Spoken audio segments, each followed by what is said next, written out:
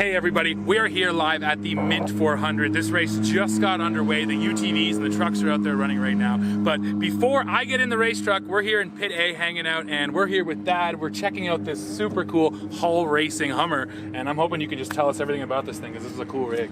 Well, sure. This is an H1 Alpha, so it was the last year of production for it, and the Hull team's had it since production.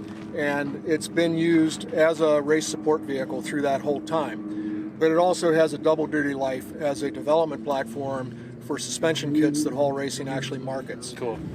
So, you know, in terms of this vehicle, it is almost the ideal vehicle for chasing races, Yeah. especially down in Mexico. This truck, when we go down to Mexico, it's really different than the United States.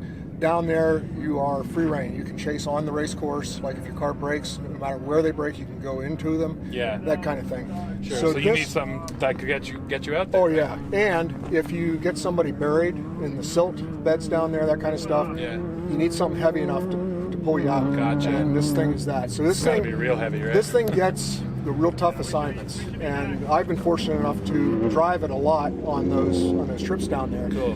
But during the race supports, for the Baja 1000, like, as an example, this truck actually did about 250 miles on the race course. Nice. Chasing the vehicle in the lead. Sure.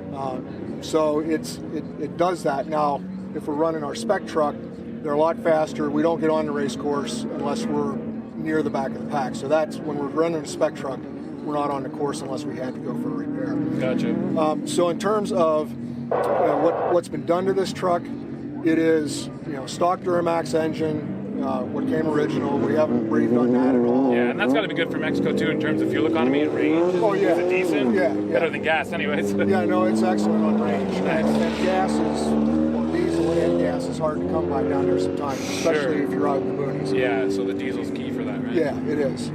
And so, we've added driving lights for nighttime driving. Obviously not for the highway. Yeah. But anyway, it's like a full race lights on it. Yeah. And then the suspension side is kind of the neat story about this truck. Yeah. It is a front and rear suspension. It's different coil springs. It's got new spring seats, lower express springs, messed with the rates. We also have custom shocks on it, actually ones that I designed. Nice. and built, and are actually sold by Rod Home Products. Cool. So it's a whole kit, and don't sell a lot because there's not a lot of these on the road. Sure. But we've worked with this kit over, I don't know, the last 5-6 years, and really are happy with the performance now. Nice. of how this truck does. So it does really good off-road. It's comfortable on road. Yeah. And anybody who's driven a Hummer or an H1 or a Humvee knows they're just not a very sweet ride. Yeah, the comfort is not associated with No, it. they're a beast. Yeah. I mean, they'll go anywhere, Yeah. but they're just not that comfortable. Sure. So that's why we've been working on the suspension. Gotcha. And in fact, Rod Home Products, historically, the way they got into this, they did a suspension. This is before I was working with them, but they did a suspension that was sold to SOCOM. Okay. So several thousand SOCOM vehicles, Wow. Humvees, military Humvees. But this one's been around for, I think, 12 years now, Nice. if I remember right. Nice. And the Duramax been pretty reliable for you? Duramax has been real reliable. Good. Yes. No major issues. We've had to replace a few wires now and again, but Yeah, sure. But it's never left us sitting anywhere. Beautiful. That's all you can ask from a sport vehicle, right? If the race truck breaks down, this thing can't break down. Well, and the beauty of and the way this team works is you try to chase the race with vehicles that are like the race truck when you're running stock class. That's the key, stock class. Yeah. So the last time he ran the H1 stock vehicle in a race, this was a chase vehicle. One of the guys driving the truck, I don't think it was Chad at the time, but one of the other guys driving the truck hit something, bent the heck out of the relay rod in front. So the front end was all out of whack. I get the call on the radio, hey, how quick can you be to, I forget what town we were at, how quick can you be there?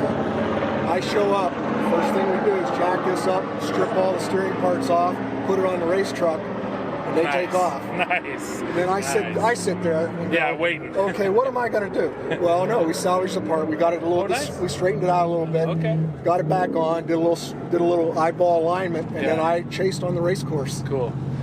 That's amazing, man. Yeah, and that's what's such a cool part of, I think, a vehicle like this is, like you're saying, like it's chase vehicle, but when you get in that race situation, it's got to be whatever it's got to be. If you need to pull parts off it, you pull parts off it, whatever it is, right? And that's super cool. Well, thanks a lot, Dad. I appreciate you telling us about this thing, man. Now I want to take a closer look at these components, guys, and the first thing you notice on this H1 is that everything is so beefy. This is independent rear, and the control arms are friggin' massive. It's unbelievable. I can barely fit my hand around them. It just goes to show you how overbuilt this thing is, and there's so many cool off-road features. I mean, you see that right there, guys. You're able to air up and air down right from in the cab. Amazing feature when you're out on the trail. And then besides that, and we'll show you a shot right here, this thing does, like all H1s, ride on portal axles. Once again, giving you that much more clearance and just pulling everything up out of the mud and the dirt and allowing you to go up there and tackle basically whatever. All right, guys, I want to climb into this H1 now and really see how I fit in this thing.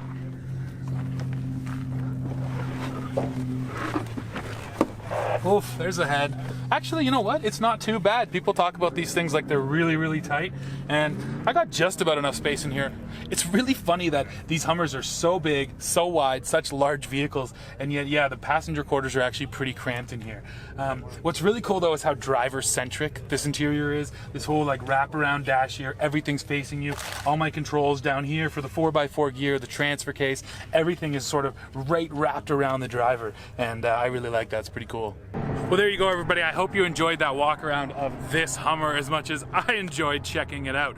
Now, one of the coolest things, and Thad talked about this, but one of the coolest things that Hall Racing is doing is developing on behalf of the military. So right now, they're developing a whole bunch of new suspension parts for the Chevy Silverado, and the military is already taking those exact parts and doing their own testing on them. So guys, you know, off-road racing is one thing, but of course, if you need a vehicle to get into some of the toughest situations out there, these are the kind of vehicles you need. So we're out here to have fun, but all of this technology actually transfers over into the real world and makes a huge difference, and that's all thanks to Hall Racing. So that's it for this video, guys. Make sure you go below, leave a comment, let me know what you think of this Hummer, and then make sure you come back to the channel because I'm actually going to be out on the Mint 400 race course in a Chevy Silverado, and I cannot wait. You're going to want to see it. So yeah, that's it. See ya.